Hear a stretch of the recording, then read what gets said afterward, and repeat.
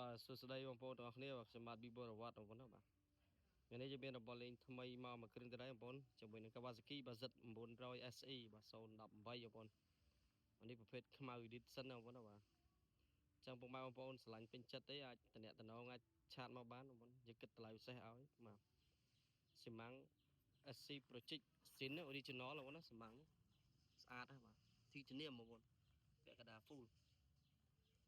បកកង់ក្រោយនៅស្អាតបងប្អូនបាទទឹកថ្នាំស៊ីនបងប្អូនបាទនេះខ្មៅបងប្អូនណាខ្មៅ edition ខ្មៅ black បងប្អូនម៉ាស៊ីនសដុំសិនស្អាតបងប្អូនបាទសិនខ្ចីធានាឲ្យ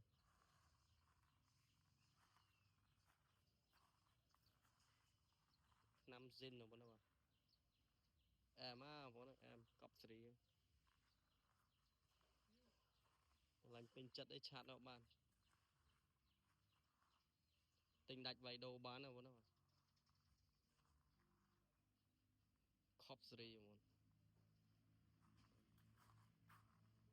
អែមស្នែបងប្អូនកែបលេងបងប្អូន Kawasaki Rising Team បងប្អូនកែបលេងស្បែកកែបវាគិតតម្លៃក៏50-60រៀល100ដែរកែបស្អាតបងប្អូនចឹងបងប្អូនត្រូវការឆាតដល់បានតូននេះគីឡូ10000គីឡូជាងបងប្អូនបាទអានេះស៊ីនសម្រាប់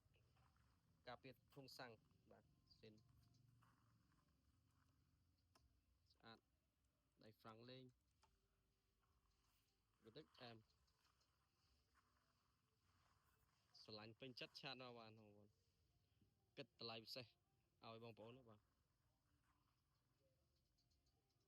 ឥឡូវឲ្យបងប្អូនយើងបានស្ដាប់សលេងបន្តិចបងប្អូនបាទសលេងអែមប៉ុណ្ណា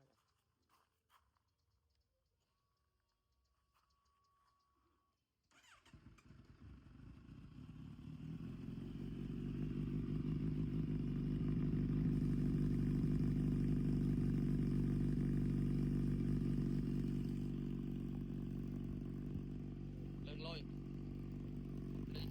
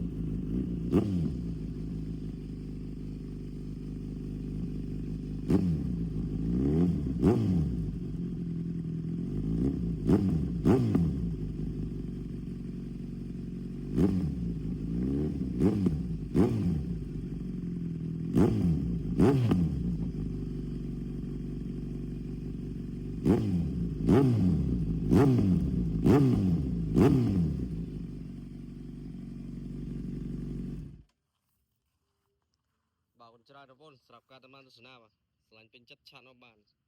ជម្រាបលាបងប្អូនអរគ្នា